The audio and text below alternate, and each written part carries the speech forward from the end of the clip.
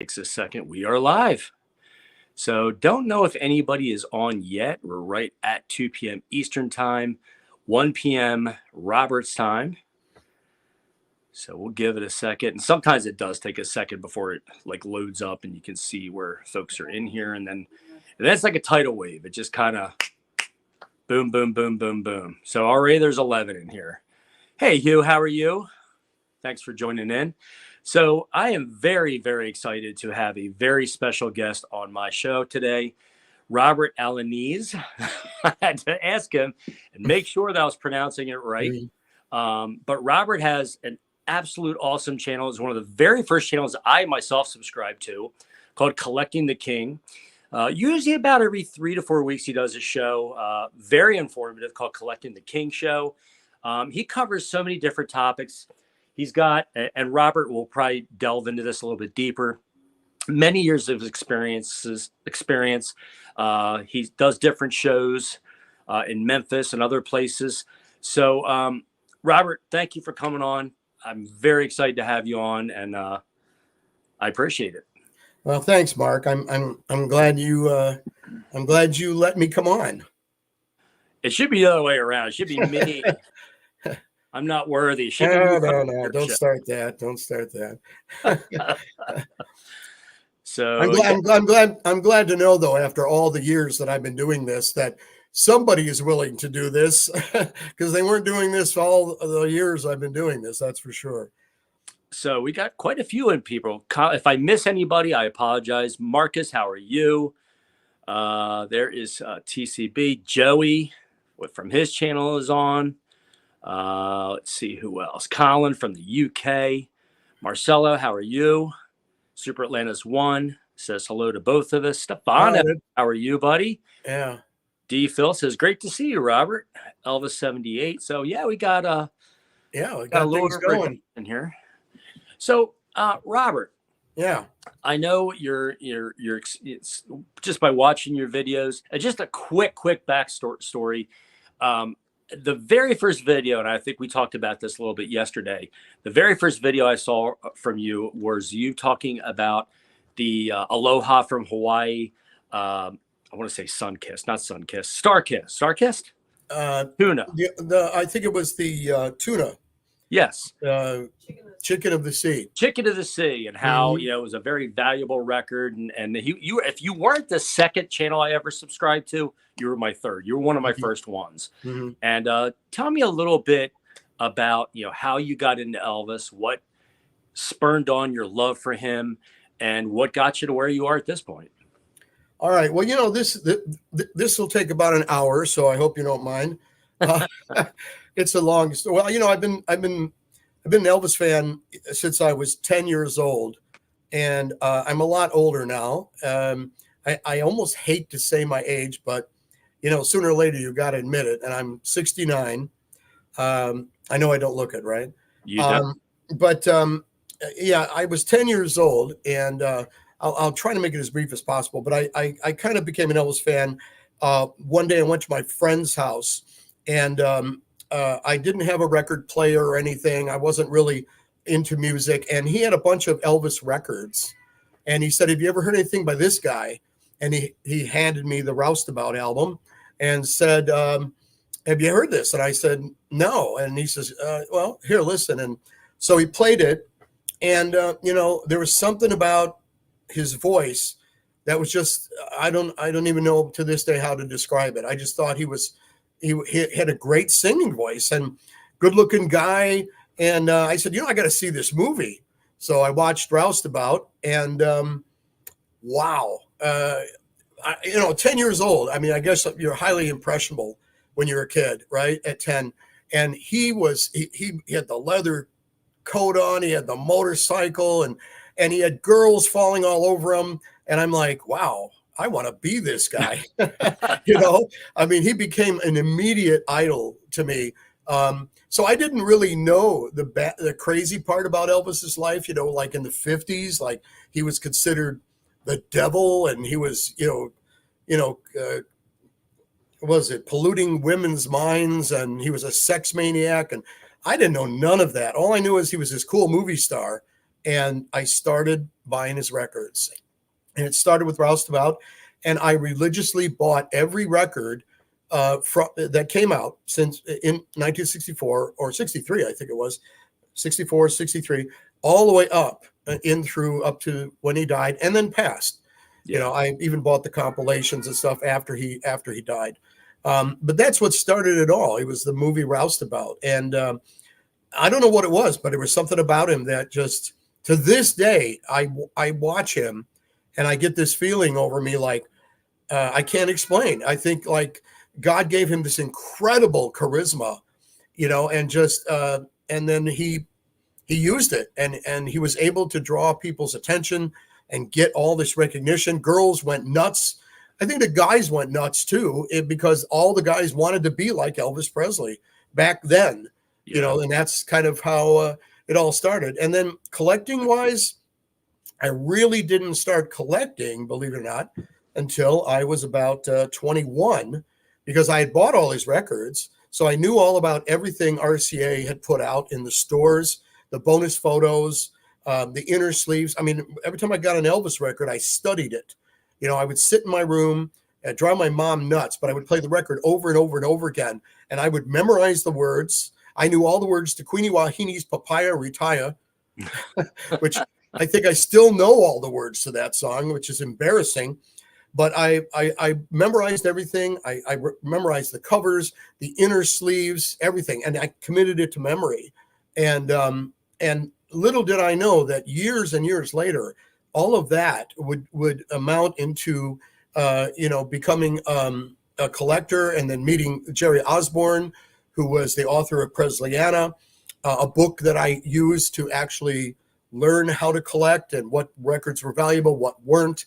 And next thing I know, I became a co-editor and a co-contributor to the book. And here I am, you know. Yeah, I mean, like I said, just the content of your videos and what you know, I mean, it puts me to shame. And the thing is, I've never claimed to be anywhere close to an expert. It's funny because I get a lot of people that'll comment and be like, well, actually, Mark, it's this. And that doesn't offend me, at least because I'm learning. And well, you know, Mark, you have a passion, which is one of the reasons I approached you, because I've never done, this is my first live streaming thing. And I've talked about it on my show that I always wanted to do one of my own, but I never wanted to venture out and do it on my own. I wanted to do it with somebody else. And that's why when I thought, okay, who would I like to do this with? I knew you had a passion, and I could see it in your videos and the way you talk about Elvis. And it reminded me of my passion. And I thought, you know what, maybe I could do it with this guy, you know? So I'm that's glad my compliment to you. Well, I'm glad you did, because I'm very honored to have you on. With your passion. But yeah, 10 years old. You're just a young lad. Yeah, 10 years old, 1964. Wow. So I've been an Elvis fan since 1964, and a collector, a professional, or not a serious, not professional, but a serious collector since I was 21. So that would be what, 1975? Yeah, somewhere around there. That's when I seriously started collecting the records. Yeah. Well, and there's the parallel. You got into Elvis in 1964, thus your favorite movie, and got you into it was Roustabout, 1964. Yep. So that's how it started. That's awesome. And I see this is my first time, folks. So I'm now seeing all the comments here, and there's quite a few. I see Joseph is on there, right? Yes, Joseph is here. You know, I don't know. Do we call Joseph or Joey? I go back and forth, and he will tell me that. I call him Joseph 95% of the time. Okay. On occasion, I call him Joey. I think he prefers Joey, if I'm not mistaken, but he's a good guy. He's a really good guy, good friend of mine. We just talked yesterday on the phone for about a good hour. And that's the wonderful thing about having these channels is just the broad community, the friends you meet, yourself, having this opportunity and getting to know collectors and getting tips and finding ways to get certain things in your collection that normally you wouldn't be able to get had somebody not watch your channel. Yeah, and you know, it's funny because I never thought that throughout the years that uh, all of the hunting that I did, and the different techniques of collecting, and all of the stuff that I did all these years would ever come to this point where it would benefit somebody. If I could tell you briefly a little story here of how I started my channel. I know how you started yours because I heard your story in the beginning, but how I started mine was COVID. COVID happened, and I was supposed to go to Memphis, and we were going to go. You know, me and John were just going to go. Johnny B. We're going to go and do the show, and my wife Carol, and we're just going to go to the shows. We weren't doing a show, but COVID hit, and all of a sudden everything came to a stop. And John was always telling me about these different channels. He said, "Hey, did you ever go on YouTube? And did you ever see any of these channels?" And I said, "No." I said, and I think, Mark, this is before you had yours, I think. It was. So I ended up seeing Ed's channel was the first channel I think I saw. And then I started picking up on a few here and there. And I noticed that as the channels were going on, John and I would talk, and John would go, he's got this wrong, or he's got that wrong, or he doesn't know about this or doesn't know about that. And then John said to me, he said, why don't you do a channel? I know, maybe we could help, people who are just getting started collecting, know about some of the things that we, the knowledge that we have, and share it with them. And I said, well, how do I do that? And I mean, because all I knew was I made films and I shot with a camera and lights and everything. And I said, well, how do I do it? And he says, well, don't tell me. He says, you're the one who makes movies. You should be able to do a YouTube channel. So that's how I constructed it. So if you watch any of my earlier shows, they're really kind of, not exactly the best looking. I got a really funky looking microphone I borrowed from a friend, and, the background doesn't look all that good. And, the lighting was terrible. And it took a while before I was able to get it together and realize how it all worked. But that's why I started the show, was because I wanted to give information, and I wanted people to know, okay, well, if you're going to go out and look for this stuff, then here's what you should look for, and here's what you shouldn't, and here's what you should be careful. And I'm very respectful. I try to tell people, look, however you want to collect is fine with me. If you want to collect Elvis's underwear or Elvis, Elvis push pins or anything, I don't care. That's fine. But I'm interested in the vinyl and the rare collectible stuff, and stuff that could potentially become collectible. So that's why I started the channel, and it's doing pretty good. Not bad. It's picking up. It's always entertained me. And I guess the selfish side of me always says, but I know how much research you put in your videos, the special care you put into it. And I know it's not something you can just throw together in, a couple of days. It takes some work. So the selfish part of me would love to see you do more than what you do. But again, that's not a knock on you. It's just because I enjoy your show, your channel. Well, great. Thanks. I appreciate it. And I like yours too. So let's let you be the leader here and show me how do we do all this streaming thing. 'Cause I'm looking at all these people popping up here on the screen. And so did you want to address, I like Frankie Loves Elvis. Frankie, this has got to be Frankie Valenti. Frank, if you're there, let me know. Is Frankie Loves Elvis? That's Frank Valenti, right? Because I mean, some of these names come up, and I'm, like they know me, and I'm like, Frankie Valenti. I mean, Frankie Loves Elvis. That's got to be Frank Valenti, and he was a guy who set up with me at a show many years ago. So maybe he'll respond and let me know. Well, and of course, Super Alaniz is yes. Juan, I believe. Juan. Seriously, started collecting because of you, Robert. Oh. Well, that's great. That's great. That's great. That means the channel's working, right? It's doing what it's supposed to do. Mm-hmm. Alexander from the Netherlands. Good to see you. Mm-hmm. Tony McVan. Paul. Elvin. Hello, everyone. I'm just kind of going back, scrolling through. Mm-hmm. You can do that, huh? I don't know if I can. Well, I'm doing it because I have my phone, so I'm just doing it with a phone. Oh, I can do it too. Okay. Yeah. Let me go back here and see if I missed anybody. Colin Paul from the UK. That's not the singer. Is that Carol? Colin Paul? You remember the singer from UK? Sounds like it, yeah. Wow, that'd be kind of cool. So I don't know if you see this yet, Robert. Frankie Loves Elvis. It says, "I'm sorry, Frankie Greco." Oh, Frankie Greco. Okay. Still loving me, sir. Frankie, I still love you. No doubt. No doubt. He says, yes, it's me. Wow. It's Colin Powell. I'm honored. Wow. Yeah, you should be. Colin is very well known in the UK for his singing. I've seen him perform in Memphis at different events with the UK fan clubs. He's great. He's great. What about Marcus? You're getting a lot of love, Robert. Yeah, I noticed this. This is great. Marcus Music Man. Oh, he bought the Price Guide. Good.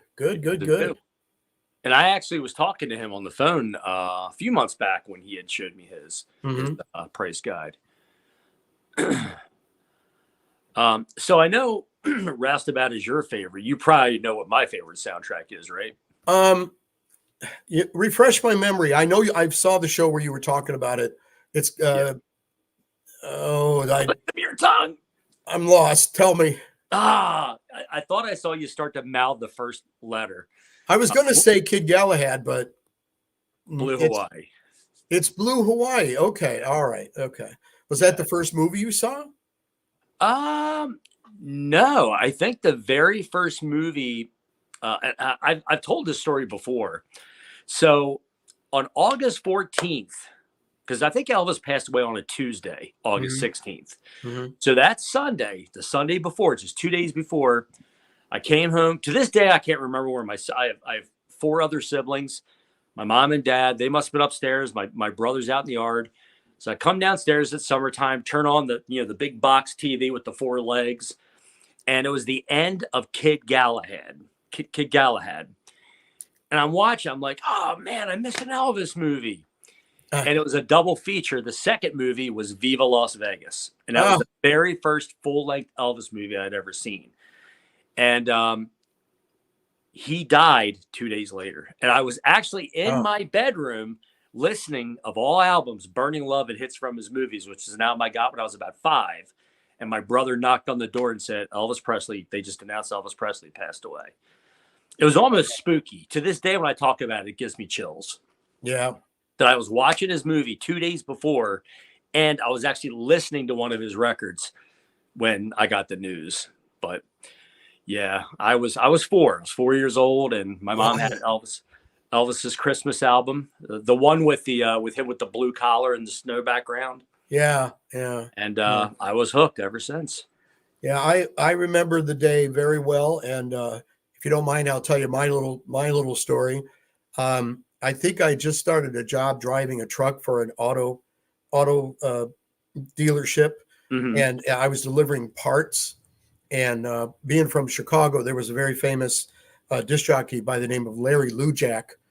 For those of Chicago people might remember him. He was a very, very famous DJ, and I always listened to the radio when I drove the truck.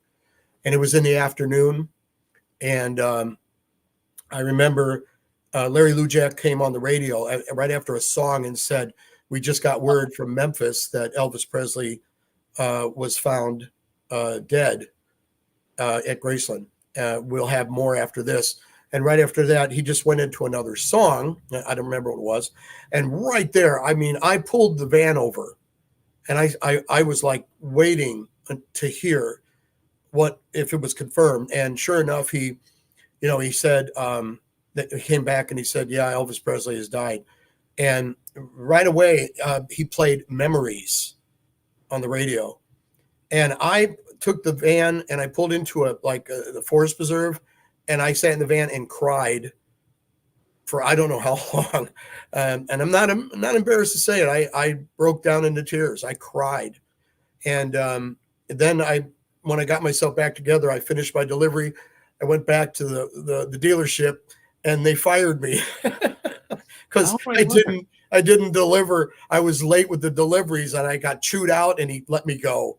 But that's another reason why I remember that day so well, because I actually got fired because I was so upset about it.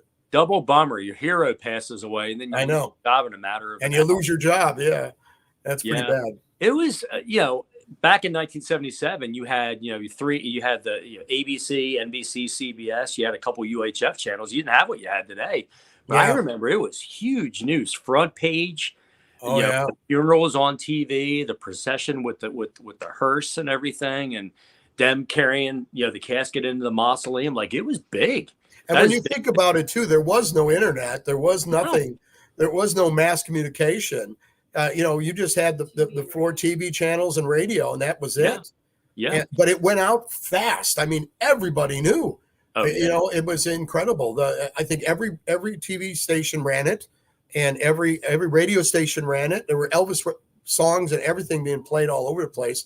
And I remember the very next day going to the record store to buy an Elvis record. Just, I don't know, psychologically, I had to have an Elvis record. I went to the store and all the Elvis records were gone. Yeah. Unbelievable. I mean, Yeah. I went to 3 record stores and they all sold out. And the record stores all said, well, don't worry. We have more coming. And that would explain the massive onslaught of reissues that came out in 1977. Yeah. Yeah. Yeah. And what was crazy, and if I want to say he died around 2:30, he was pronounced dead at 2:30. Yeah, it was somewhere around that time. Yeah. Memphis. I heard about it around that time when I was driving the truck. Well, I didn't hear about it until, for some reason, I don't know why I remember this, but it was around 4 p.m. Eastern time when I heard the news. Mm-hmm. I was 9 years old, but I remember around the time. And I remember like practically diving for the front door to get the paper the next day. Mm-hmm. I cut out all the articles, and up until a few years ago, I never knew what happened to it. But I had the original articles. They were yellow, but all the original articles. And on the cover was the picture of him in the black leather from where his hair's kind of in his face, and he's got the microphone from the '68 special. Mm-hmm. He's kind of got his hand like to the side, and he's kind of got that ordinary grin on his face. That was on the cover. Yeah, I think it said Elvis the King is dead at 42. Yeah, unbelievable. Chicago had a paper every day. They put it. The first one was Elvis is dead at 42, and then the next day there was another front page thing of Elvis, another front page the next day. I think there were 3 or 4 papers where Elvis's death was front page news. Oh yeah. Yeah. So, and you brought up a good point a little bit ago where you said, he had that charisma and the voice. I think that was the key. Like, he did have that charisma. And as a fan and as a collector, again, I was 4 years old and I started, listening to him and really liking his music and became a fan. But it's almost like, it sounds kind of goofy to say, but it's almost like a drug. Like, you can't just slide slowly into it and build up to it. Like, once it hits you and you're a fan, that's it, man. You're cooked. I know. And then once I started collecting, I've only been collecting 5.5 years, and it's like a tsunami. Like, you just got to have, as stuff comes out, it's just, Marcus says no one that can ever copy him, and it's true. They'll never. No, that's absolutely true. And I know I was looking at some of the comments too. Frankie was saying he's been finding a bunch of albums on the Tan Label. That Tan Label show I did. It was so funny because after the show was, streamed and it was on YouTube, all of a sudden Tan Labels were selling like crazy on eBay. It's like all of a sudden people were going nuts over Tan Labels, and they should, because they're hard to find. They're very rare. They're not an easy label to come across. Well, some of them are. There are some labels that are, Promised Land was released on Tan, so that one's the easiest one to find. But yeah. eBay but a lot of people have started collecting. Like, it looks like Frankie went nuts and started grabbing some too. Yeah, eBay should have paid you a royalty. I agree. That or an advertising spot or something, right? Yeah, something. And then I see Juan said that the news interrupted shows at 2:30 that day, and that's that would make sense because you said 4:00 your time, and I remember around 3:00, roughly 2:30 to 3 in Chicago. Yeah, so, if it was 2:30, he was pronounced in Memphis. It would have been 3:30 my time.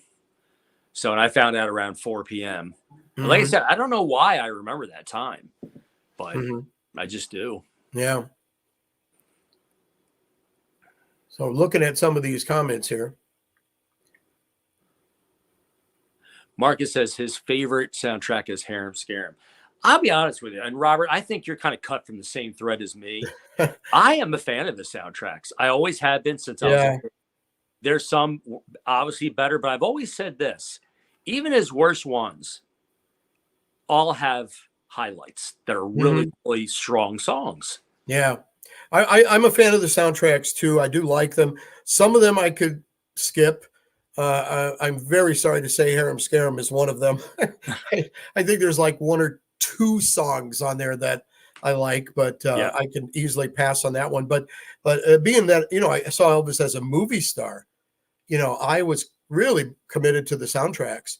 It wasn't until the 68 comeback when I realized what a great performer he was and how great his voice could be. And the bonus songs were better than the soundtracks that are added on there. Now I probably got her for when I was about 12 or 13. I had the Kiss and Cousins albums. Well, by then it was on the black RCA label, with Nipper and the RCA block logo. And I loved, It's a Long, Lonely Highway and Echoes of Love. They were the best songs on that album. I agree with you. Mm-hmm. Yeah. I think we were fortunate that, the Colonel at least said, okay, well, we've got these studio recordings left over, so let's put them somewhere. And they threw them on the soundtracks. And that was great because, Clambake is a terrible album. I'm sorry, but It's the not soundtrack is awful. But thank God for Guitar Man and Big Boss Man. That really makes it. And I remember when I bought Clambake when it came out, I remember taking the record out and putting it and looking at the lineup on there. And the first song was Guitar Man. And I'm thinking, wait a minute, that's not on the soundtrack. But I think even RCA at that point was going, this stuff really stinks. Let's put a great song at the beginning to get this, to sell this album, But it was very unusual. You have to admit, how many soundtracks started with the bonus song? Yeah. I don't remember any. That was the only one I remember. Yeah. You got a couple questions, Robert. So DPhil969 says, Robert, have you ever sold a super rare record and then later wished you hadn't? Oh yeah. I've done that. Yeah, More I than definitely once, done probably, that. huh? Well, I got to be honest. I had probably one of the best Elvis Presley LP collections known to man at one time in my life.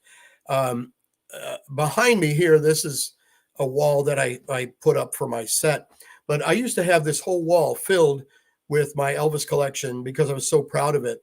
I had every single first pressing with the bonus photos in the baggies, etc. Like I had the 1254 mint edition with the little bonus card. A lot of people don't even know it came with a bonus card. I had the bonus card. What's that? Which album was this? The first album, the 1254. Okay.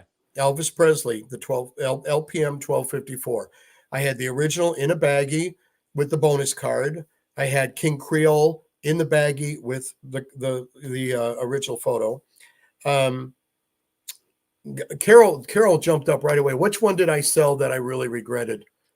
Well, you got it back again. Oh, that's right. I regretted the one with the green sticker. The one with the green sticker. Yeah, I was very excited because at one point I had a sealed copy of from Elvis, from Memphis to Vegas, Vegas to Memphis, and with the hype sticker applied, and it was mint. And it was like my pride and joy because I bought it when I was a kid. And it was the first non-soundtrack that I bought. And I let it go, and I shouldn't have. And, it was sealed. I mean, I'm not even sure what it would probably sell for over $1,000 now. Oh, yeah. But I mean, sealed, brand new mint with the sticker. And I'm talking about a real sticker, not the fake ones that show up now and then. But this was a legitimate first pressing. So yeah, that was one in particular. But I had a lot, to be honest. I had a lot of albums I let go that I'm sorry I did, and I should never have let go of my Speedway Mono. That was another one that I sold, and I probably shouldn't have sold it. The dealer side of me took over the collector side, and that's kind of what happened. So Alexander says, Robert, what is the most rare U.S. record you ever laid your hands on? What about the picture disc you sold, Gary? Well, there's been so many. Probably one of the rarest was the GI Blues picture disc. And I say it's rare because, not too many people even know it exists. I did show a picture of it on my show. What it was a test pressing that the Colonel had made back in, we believe, in the 60s sometimes, when they were experimenting. RCA was experimenting with the possibility of releasing an Elvis picture disc. And the Colonel, they did one with GI Blues, the cover of GI Blues. And the story I got, because it came from Ed Bonja. Those of you who know Ed Bonja, Elvis was Elvis's photographer, who has passed on and shot many, many photos that are now on the cover of Elvis's 70s LPs. He owned it. The Colonel had it. He looked at it and saw the test pressing of it and said, I don't like this because the hole is in the middle of Elvis's head. It looks like he got shot in the head. Yeah. And this is the story that Ed Bonja told. And that's why he rejected the picture disc, and he just gave it to Ed, and it went through different people, and I finally ended up with it. Oh, wow. And I think it sold thousands of dollars. I sold it for 5,000. Carol's going 5,000, and it's probably worth a lot more than that now. But it's in my opinion got to be one of the rarest RCA produced picture discs as a test pressing. Yeah.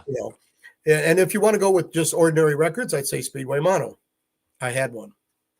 So Tracy says, I would like to ask Robert, what is his Holy Grail album? So I don't know if you want to say it, the one you owned currently or one you had or both. My Holy Grail album? Wow, there's just so many. I've been collecting for so many years. Everything has gone through my hands. I've had a little bit of everything.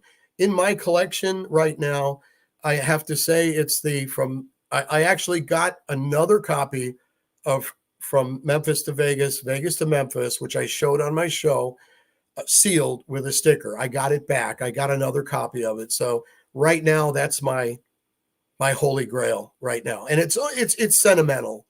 Like I said, it's the first double album that RCA put out. It was the first album I bought of Elvis that was non-soundtrack. And it just has a special place in my heart. So right now, that's my Holy Grail. But, they come and go. I could have another one later. Who knows? That's the thing. I don't, it's so cool when you have one that you love, but one that also has sentimental value to you. And mine was always, and this kind of alludes to you, Robert, mine was my first 12-inch LP record I ever got was the second pressing of Elvis Sings Burning Love and Hits from His Movies, Volume 2. The second pressing. The second one, because without the photo. Without the right. starburst. And right. my mom had went away to, I live in Delaware.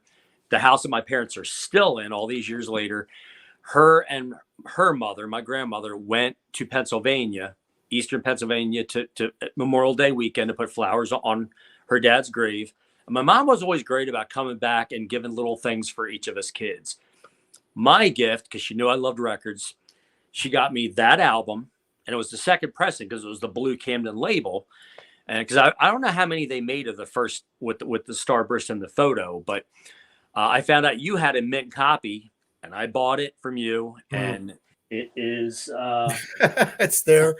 It's here, and I have it's got my stickers on it. Sticker on it, and I love that photo. That's how you could tell it's from me, right? Because you could always see the sticker in the upper corner, and I was absolutely overjoyed to get it. It's an original. It's got the it's covered from the photo because this photo's in here, and it's been here all since the day I got it from you about a year ago. Yeah. I'll be honest with you. I love the Camden albums. Yeah, Mark, I am really surprised myself how many people, but this just goes to show you how old I am. so many people said, I love the Camdens because those were the first Elvis records I got when I was a kid. And they were the And I'm thinking when you were a kid, I was in my 20s when those came out, But they're the Camdens. People love them. I'm surprised how many people love Camden albums. But I agree. I loved them too. When they started putting them out, I didn't come from a rich family. I was from a poor family. So, my mom, who was a seamstress, she went to the Singer sewing centers on a regular basis. And of course, Singer sponsored the Elvis TV special. So I remember her coming home one day and saying, you're not going to believe this, but I went to go pick up my needles. And oh my God, the whole store was decorated in Elvis Presley stuff. I guess he's got something coming on TV. And that's how I found out about it. But the first Camden album started coming out after that. And a couple of years. I loved them. A couple of years they were coming out, beginning in what, 69? The first one really wasn't Camden. It was an RCA Brown label, which was Flaming Star, and that's the one that was sold at the Singer sewing centers. And they would hand you the photo, right, when you bought it. Right, it wasn't right. And yeah. They handed you a lot of stuff. I showed on my show. There's a photo. There was a book that advertised when the TV show was airing. There was a little card, like a ticket that they gave out, like a make-believe little ticket. There was about 5 bonus items or 5 items that you could get in the store that they gave you when you bought the record. Because my mom bought me the record, and she came home with all this stuff. I'm going, what's all this? She says, I don't know. They gave it to me when I bought the record. Oh, it's Christmas. Cool. Yeah, really. It was like Christmas. And Mark, we should probably address, Frankie asked a question that probably relates to the first time the show you watched of mine. Because he says, Robert, did you or Johnny B ever find out about Aloha concerning the person in San Diego to confirm the Chicken of the Sea sticker? A lot of people, this is kind of aggravating to me in some ways because I'm dear friends with Jerry Osborne. And a lot of people don't realize this, but Jerry Osborne is the one who found the very first Aloha from Hawaii with the sticker. And he's the one who showed it for the very first time. Some people, I don't know, debated it with me, said, oh, Paul Lichter came up with it or something. I mean, and I remember calling Jerry up after I did the show that you saw, as a matter of fact. And I told him that I was getting these emails about people saying, well, Paul Lichter made the sticker and all this other stuff. And Jerry goes, no. That's not what happened. Because Jerry was a radio disc jockey back in the 70s, around the time the Aloha special was, aired. And according to his story, he could not remember, because Jerry is, up in the years now, and he had a hard time remembering when exactly he was contacted. But somebody at, the plant in San Diego, Van Camps, contacted him and said, would you be interested in an album, that the employees got handed out? And, Jerry said, sure. So I don't know how they did it. He bought it. He says he bought it from the guy shipped it to him. And that's where the sticker was. It was on that thing. So he then took a picture of it and placed it in one of his price guides. And I even showed it on my show, the one you watched. And there's an actual picture of the price guide opened up with, the Aloha from Hawaii sticker on the album. And it also came with a letter that a lot of people don't realize, or nobody seems to mention, but there was a letter from Van Camps that said that the sticker, that they were promoting the show. So when I did the show and I told the story, it was a big controversy and people were going back and forth about it. So I contacted Jerry, and the reason what Frankie's asking is Jerry had told me that he was going to, contact some people in San Diego, and he said that he contacted somebody and talked to a secretary or something of the company, and it's a legitimate location where it came from in San Diego and all this other stuff. And I told Jerry to get back to me, and unfortunately, Frankie, he never followed up with me. But as I said, Jerry is, he's older now, and he, from what I understand, is not in the best of health. And I know it's maybe a little harder for him to remember certain things. But he did find some material that he sent me when he first found out about the sticker, and he firmly believes it's real, that it was made by Van de Kamp's, which is why it's a crappy looking sticker. Because a lot of people say, "Oh, well, you can tell it's a phony sticker because look at it; it looks so stupid." You know, and it does. It looks like somebody made it. You know, made the sticker or drew it together, but it was made. It was thrown together at Van Kamp's organization. You know, and popped on these on certain albums. You know, as giveaways to the employees. Yeah. You know, so you know, I'm just going to stick with Jerry's story. That's the story I've heard since I was, you know, way collecting far back. And Jerry, Yeah. I know Jerry, and I know he's not a liar, and I believe him. So I believe the sticker's legit. How many were made? I don't know. I have no idea. But Jerry believes there weren't very many that survived, because remember, this went on shrink wrap. So I mean, the people who got these probably just ripped off the shrink wrap to play the record. Yeah. So how many people actually kept the record with a sticker on it? Very few. Yeah. And if there were employees, there couldn't have been maybe, you know, it wasn't a pressing, like RCA didn't press these.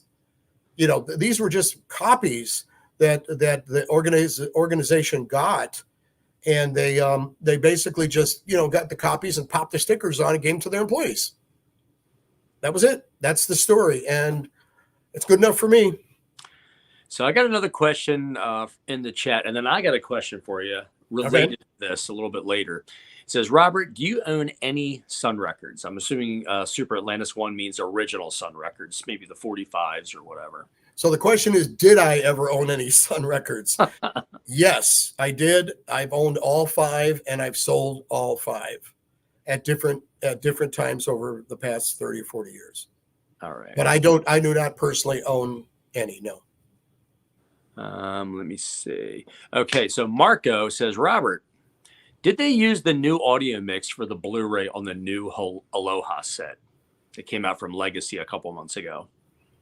Well, I have to be honest, I have not even listened to it or watched it yet. I have a copy. You're talking about the Blu-ray, right? Mm-hmm. That came with the set. I haven't even watched it. I haven't either. But I really can't answer that. I don't know. I bought the LP set, and then I, like a dummy, and I had the FTD that came out last year or late the year before, and then I bought the Legacy set with the Blu-ray. But everything that I've read and seen on other people's channels, they say it's not all that great as far as the quality of the Blu-ray. That's what I heard too. For me. Yeah, that's what I heard. But think about it, you know, as a filmmaker and knowing what I know about digital technology, it's almost impossible to take a video recording. Yeah. I mean, that was recorded on video. Yeah. It's almost impossible to improve the line resolution from a videotape to 4K. I mean, even 4K, if anything, I would think, in my opinion, as a filmmaker, that 4K would reveal more of the flaws in the video, because it really just sharpens up the image to the point where it's crystal clear. So you may be getting a crystal clear image, but you also be getting a crystal clear image of the videotape, is what it is. Well, I can't, you know, and it just isn't recorded any other way. I've said this before, Robert, and I don't know if you own it, but remember the one, it came in like a box set that had the white, like, book. Yes, like, I have that. Back. Yeah. And I would tell you, the DVD from that to me was pretty pristine. Yeah, I was impressed agree. with it. I agree. I even said it on my show. I showed it on my show, and I said, you know, if you want the best Aloha concert recording, here it is. Yeah. It's the DVD that they put out, in the 90s, I think. But yeah, that's 2000, I think. Or maybe 2000. Yeah. And I had it and I sold it years ago, and then I had an opportunity to get it back probably about 2 years ago, and I think I paid like $35 for it. It's still sealed, but I remember watching it at home thinking, man, this looks really good for DVD. Yeah, because you have the DVD, the Blu-ray, the 4K, and it's like. And I think if you play it on a Blu-ray player, it even looks better. Yeah, because Blu-ray players actually enhance the resolution of a DVD. Yeah. Yep. I'm trying to read these comments. I tell you, they come in. Keep them coming, guys. You said like a storm, and you're right. Yeah. This is how can you even keep up with it? I love it. I love it. This is not, guys, me complaining. It just shows that people are, and I always say this, and I've said this before, I enjoy these streams more than I do making the videos because I love the interaction. I love seeing your guys' comments. Mm-hmm. Paul said something cool.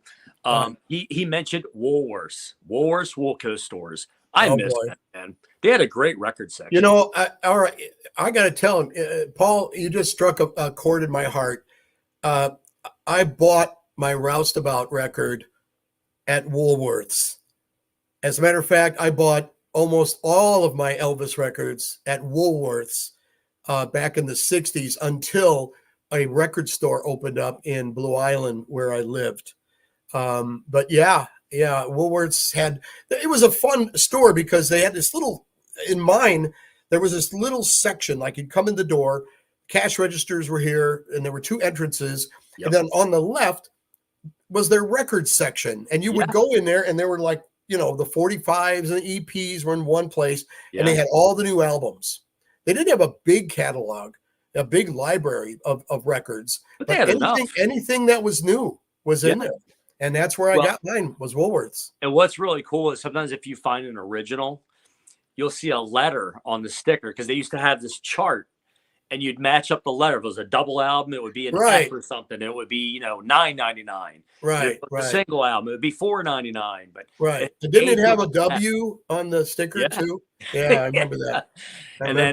But the 45s are all like, I think they were 99 cents back then. Mm-hmm. So good time. Yeah, I loved it. I grew up in Woolworths.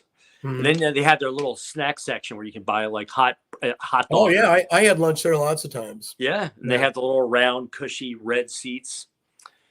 I noticed there a guy named Marco who said, or is it Marco? I don't know. I can't read it now because it's too high. It just caught my attention because he asked about the Moody Blues. Let me go back. Let me see. Have you ever sold any of the Moody Blue experimental albums on colored vinyl? Okay, so the answer is yes. I found 3 different colors in Las Vegas in the 90s at a record store, and obviously the guy in the record store knew they were rare, but he didn't know how rare. So I got them at really good prices. But I did sell them. I had a white one, I think a red, and a green, I think. Yep. And I sold them for twice whatever I paid. I can't remember. He might have had 300 on them or something, and I think I sold them for like, you know, $600-700. But this was in the 90s. I mean, now they're, you know, Carol's over there going, oh God.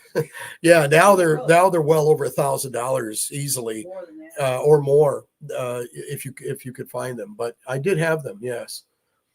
So Elvis 78 Sales says, do you think that Baz Luhrmann's can, if I can talk right, can work to something new with the material he could watch for the movie? I think he's saying, because there's supposedly a 4-hour director's cut that he has to put together. So I did put out I either did a video or a short about a week and a half ago talking about this. And Robert, you can add your comment if you know anything more and above what I know. But he was interviewed, I think, on CBS This Morning a couple of weeks ago, and they asked him, is it true that you found a lot of material first for That's the Way It Is and Elvis on Tour? And he said, yeah, he found hours of it. Mm-hmm. There's video of him actually finding these crates, and they're labeled, but he is working on them. I think those will come out within, I'd say, if I was to guess, 12 to 18 months down the road. A lot of editing, a lot of cleaning up he has to do, and, you know, digitizing everything. And then they asked him, we hear there's a director's cut. You have almost 4 hours of material. He said he does. But the impression I got is it's 2-3 years away. So your question is what I think about that? I'm not sure I understand your question. He was saying, do you think that Baz Luhrmann really can work to something new with the material he could watch? Meaning, does he have enough material to make this? So my answer, good, because this is a filmmaker question. Yeah. I was hoping somebody would do this because I've been making feature films for the past 20 years. The answer is absolutely, without a doubt. I know for a fact that when Luhrmann, based on things that I've read, of course, I don't know Baz Luhrmann or anybody personal in the business from Warner Brothers, but I do know that as a rule, when Luhrmann got the rights to do the film, he was granted whatever access Warner Brothers had to whatever material there was. And let's not forget that This Is Elvis, the documentary, was put out by Warner Brothers. So Warner Brothers had access to a lot of footage of different times in Elvis's career to make that documentary. Plus, I think Warner Brothers owns a lot of footage that they purchased from MGM when they were putting out some of their Warner Brothers videos and stuff. Anytime a company gets the rights to Elvis Presley's movies or whatever, they can get access to things. Now, I'm not saying I know this for a fact, but it just makes logical sense that Baz Luhrmann probably had access to a lot of stuff when he went to do this film, because he had the green light from Graceland and probably from many of the right people to do it. So, do I believe that there is a director's cut? Absolutely. I have director's cuts of all my movies, but I can't put them out because they would be way too long. I mean, I had to sit back and cut and take scenes out so I could make the movie down to 2 hours. Especially the last film I did, I have about, I don't know, 6 to 8 deleted scenes that I had to pull out of the film to make it work. And you do that for timing and continuity. So, do I believe there's a 4-hour cut? Absolutely. I'm sure there is. The question is, how is he going to do it? Is he going to do it like a 2-part thing, like Quentin Tarantino did with The Hateful Eight? Apparently, he shot a lot of footage for that movie. So if you go on Netflix, I believe the director's cut is on Netflix, but it's in 4 episodes. It says episode 1, episode 2, episode 3. So they cut it together. So it's like you're watching a show, like a mini series. So, I don't know how Luhrmann's going to do that, but I'm sure he will. I mean, the demand is there and he knows it. But I mean, can he get somebody to sit in a theater for 4 hours? Wow. I don't know. And I'm sure Warner Brothers is sitting there going, I don't know. And especially based on Martin Scorsese's recent film, which I think is 4 hours, the new one. A lot of people said they loved the movie, but they had to sit in the theater for 4 hours. So I don't even know if it's even still in the theaters.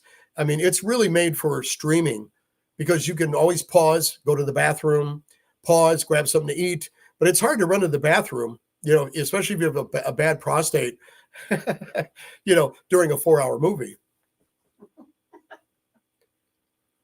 So, Mark, you're muted. Sorry. Oh, a call came. And I hate whenever a call comes in with StreamYard, it mutes you. I didn't even realize it. Can you hear me?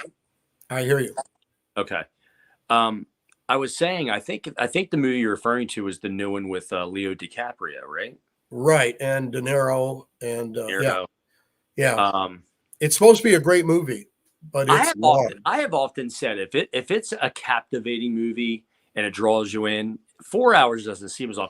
I think it would, if they did do something like this, it would not be 4 hours. I'm thinking more like 3 hours and 20 minutes. I mean, they did that with the movie Troy with Brad Pitt. That was a 2-hour theatrical movie. And then 3 or 4 years later, they did the director's cut. It's like 3 hours and 25 minutes. Because 4 hours is a long time, as you said. Yeah, and I think that hurt Scorsese's film because even though it was well received critically, the problem with it is it's so long. Remember, the movie theaters make their money off of how many times they could show a movie in the theater. Yeah. And I think that movie can only be shown once or twice. I know some theaters have showed it just one showing because it's 4 hours long. So if Luhrmann does it, it's just my opinion, but I think he would do something more like Quentin Tarantino did with The Hateful Eight. I think what he would do is section it off and make it into episodes and release it maybe on Netflix or on a bigger, HBO, which released the Elvis movie originally. Maybe HBO could do a director's cut and divide it up into 2 times. Look at the Elvis TV special, for example, the one that was called the one with that awful picture of him. What was it that came out? It was a 2-part documentary. Carol, what was that? Remember that awful? It's the Searcher. Oh, Sure. God, that picture looks like a mugshot. I hate that picture of Elvis. But the Searcher, it's in 2 parts, but it's 4 hours long. That's fun. It's not the best shot of him. No, it's terrible. What were they thinking? Stand at the top, Elvis. Let's take a picture of Elvis pissed off and throw it on the cover. Yeah, oh yeah, that'll sell. Let's see. So we'll switch gears a little bit. Robert, I know you're into it a little bit, the FTD stuff. So TCB since 73, and who is that? I cannot think.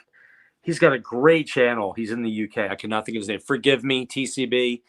Every time I go on these live streams, he's nice enough to join in, and I can never remember his name.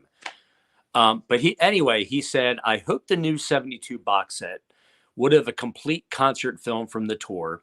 Was a bit disappointed by what they have included. Not much new for the price. So TCB, did you get yours? I know it came out on Wednesday from what I'm hearing, and I should be getting mine soon too. I want to see what he says. Yeah, I know it's out in Europe, right? Yeah, it came out because I bought mine in the UK on Wednesday, and I reached out to the owner of the site. And he said, yeah, I asked him on last Friday. He said, yeah, it's coming this Wednesday. And I have heard Steve. Yes, thank you. Good Lord, Steve. Forgive me, brother. I am so sorry. Johnny's in here. Hey, buddy. Long time no see. We miss you, Johnny. Let's see. Thank you, Paul. Paul says this is a great live stream. So I'm trying to go back through the comments.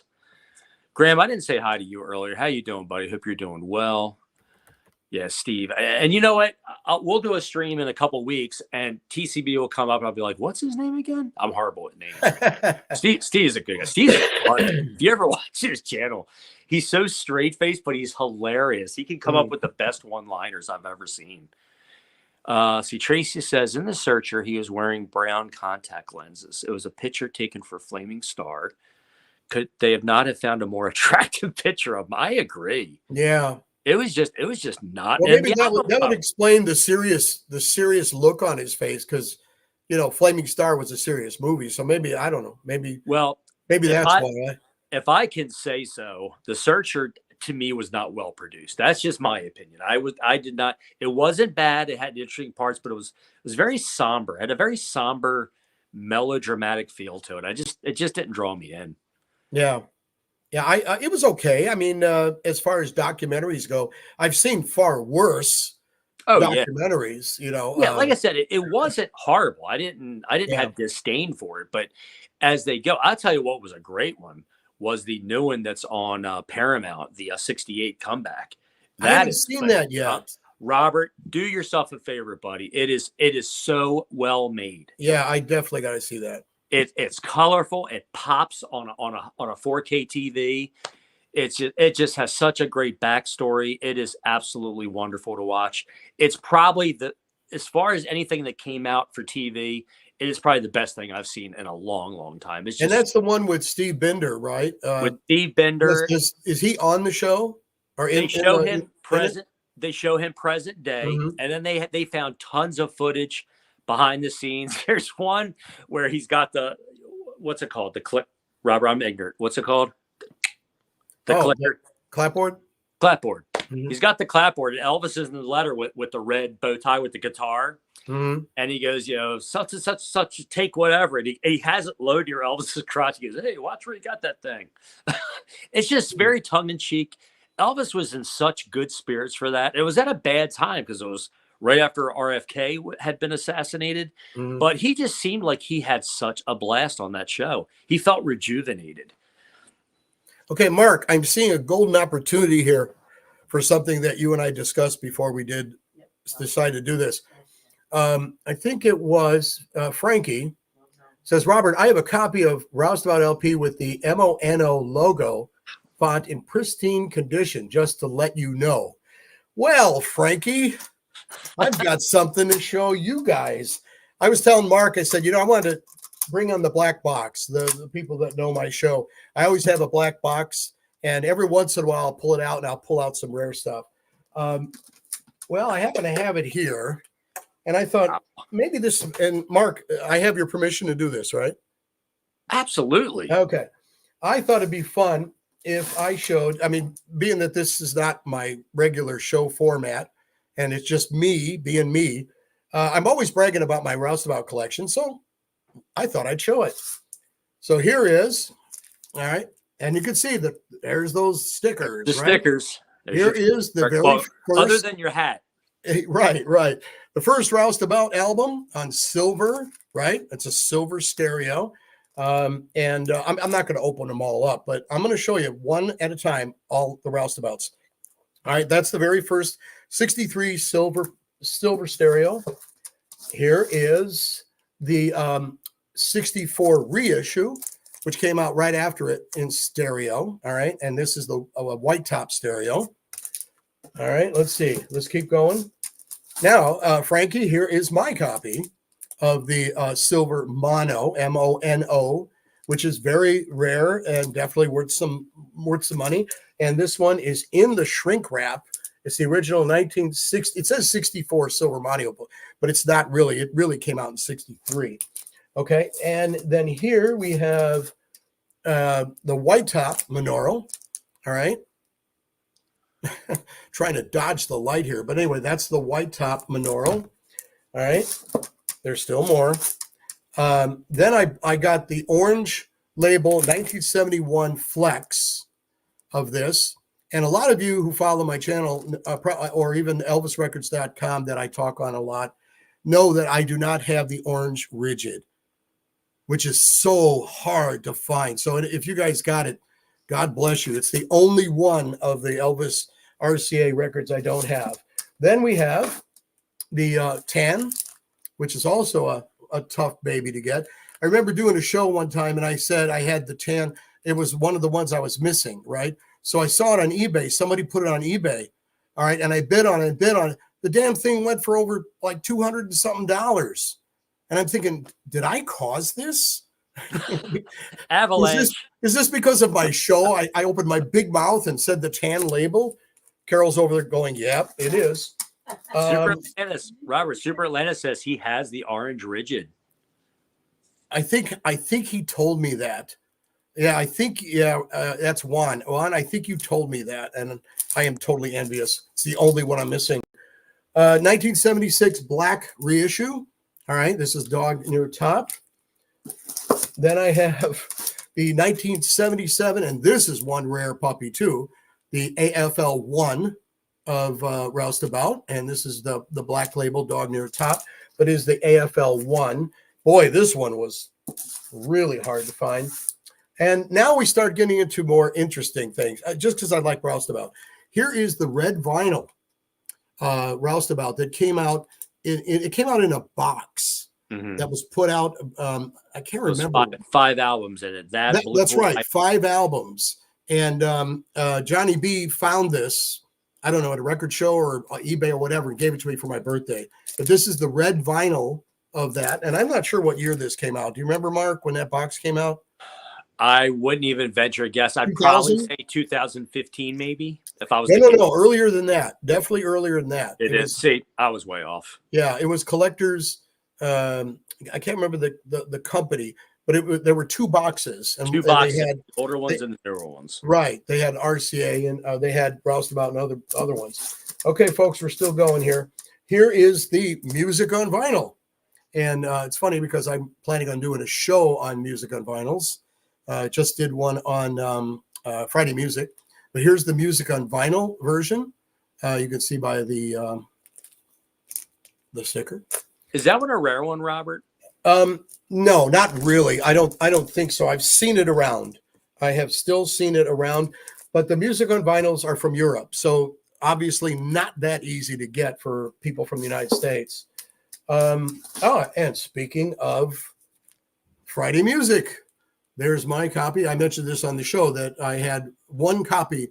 I have one Friday music record, and the only one is Roustabout. But here's my copy, and it's I believe it's still in the original baggie that it came in. Let's see. And then here's another Roustabout, but this is from another country. It's an import. And let's see if I can tell you what country it's from. And of course, I cannot. It does not say, and I did not write it up top. So if there's any people from other countries there, maybe you can identify it. But this is from another country. Here is another import. This is kind of cool. I think this is from Australia. I noticed we got somebody on here from Australia, right? So here's an Australia Roustabout. I think it's a reissue of it because it's I think it's orange label or something like that.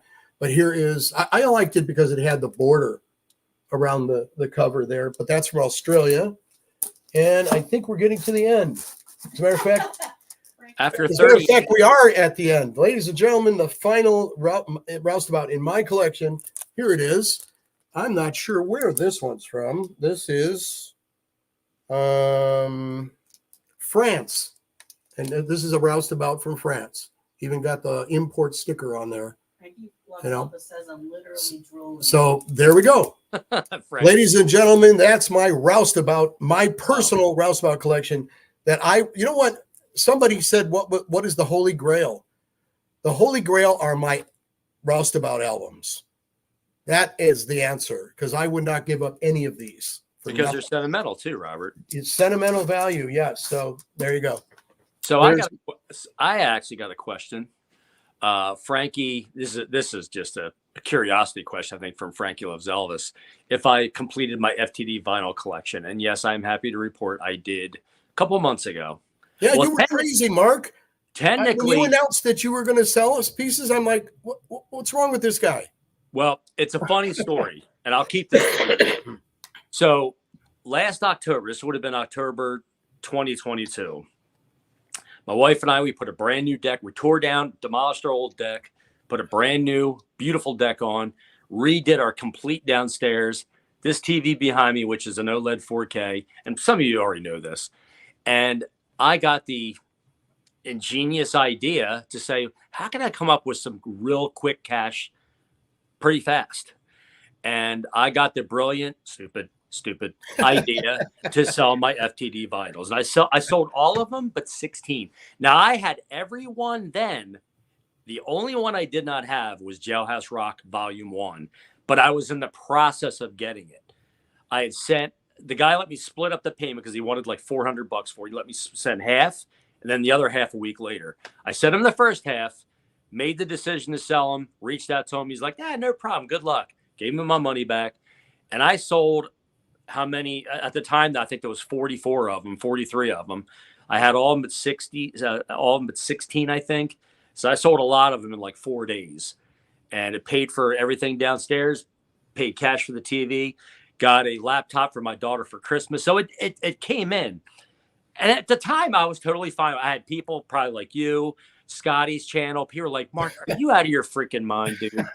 And several people said, Mark, I guarantee it, you will regret it. And at the time, I was fine with the decision. I'm like, you know what? I'm okay with it. Yeah, I didn't want to do it, but I'm fine with it. I'm at peace with it.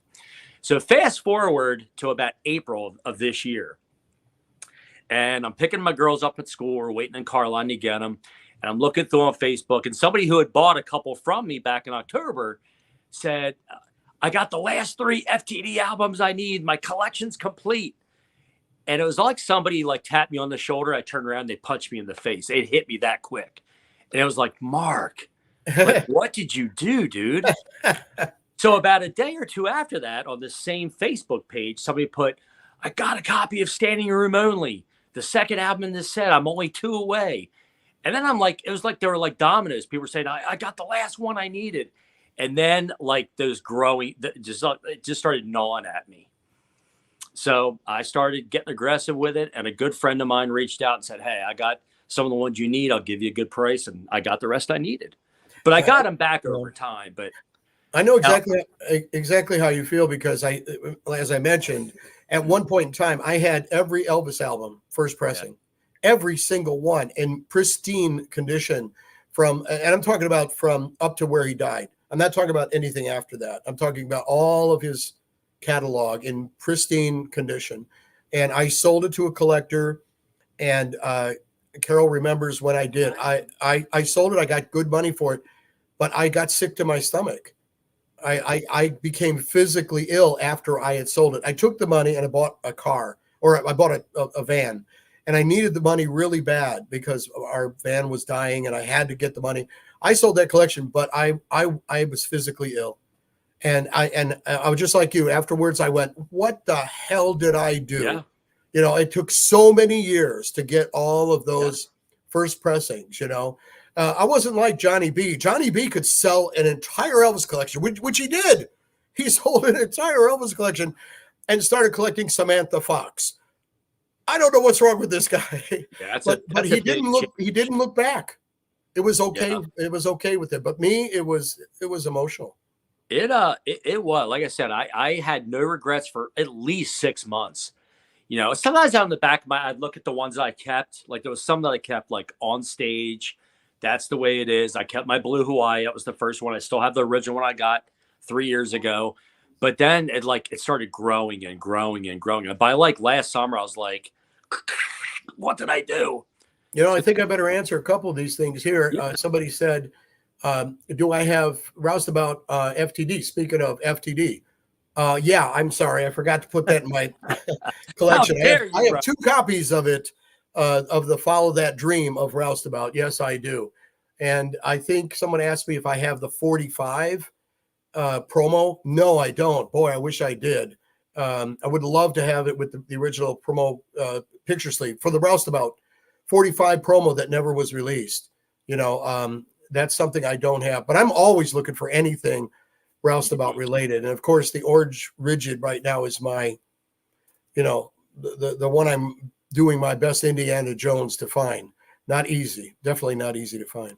But I thought I'm sorry for interrupting, but I had to answer that. Graham says, Mark or Robert, can you guys tell me what you know about the session tapes of Girl Happy?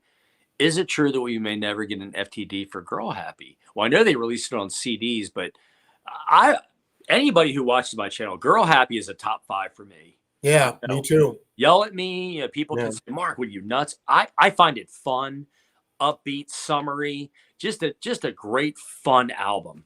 You know, I'm gonna jump in there with you and agree 100%. You know, if you want to go with movie soundtracks, even though Roustabout is my favorite because of sentimentality, yeah, my favorite soundtrack is Girl Happy. Oh man, absolutely. I listen to my car. I'll be in the car and I'll stream. Yeah. I'm like, it cheers me up. It's it's so happy and up tempo. Whenever I get depressed, I put the movie on, and I think Elvis is fantastic in it. I think he's got great comedic timing. It's a fun story. It's a good movie. It's not stupid like a lot of the other ones. You know, came along later. But and Girl Happy, by the way, was my second album I ever bought. So. Oh man, I agree with you. Yeah, I love the cover too. And I still don't understand. And maybe someday they'll explain. I think somewhere somebody did. I think Ernst Jorgensen told me personally because I asked him. I said, "Do you have any idea why they sped up Girl Happy?" Girl Happy. And the answer that he told me was that he said they sped it up because Elvis plays a younger character. I mean, I think he was going on 30. He was when they filmed. Yeah, Girl Happy. And he's supposed to be playing this young 22-year-old guy. So they thought his voice sounded too old. So they wanted him to sound younger. So they knew if they sped it up just a little bit, it would make him sound younger, which was stupid, you know, in my opinion. Yeah. But that was what Ernst had told me that they did. You know, and I can't remember. It was off the cuff. Sometimes I don't remember everything that we talked about. But I remember, I love his book because he has a great book about all of Elvis's recordings. If people have ever seen it by Ernst Jorgensen, I think it's the RCA recordings. I mentioned it on one of my shows. But that was his explanation as best as I can remember. Yeah. Yeah, I don't know. I did a review on because I have an original copy. I think mine's a mono. Oh no, and I bought the stereo from you, Robert. Yeah, that's right. Yeah, you did. So I have them both now, and it's a beautiful album, by the way. Didn't you do a show where you sped it up or slowed it? You slowed it down. I Was that did you? I did a short from a slowed down version, Right. and, I and mean, to it me sounds it sounds better. sounds great. I don't know why they No, thought me that neither. speed. I mean, that was a silly thing because I think the original Speed is it's a great song to begin with, and it doesn't Well, need to be sped up. and I think Mal said he thinks "Girl Happy" may be the next FTD vinyl. I would God, be I hope so. when they really, because I was pining for Fun in Acapulco for the last 3 years. Mhm. Why is there not a vinyl release of that from FTD? And they finally did right by it and released it. But with all due respect to our the other countries and the other RCA foreign releases, please don't. This is my plea to Roger, who usually okays the designs. Roger, please don't make it. Don't make the cover a foreign cover. Make it a United States release cover, as if the U.S. had released it.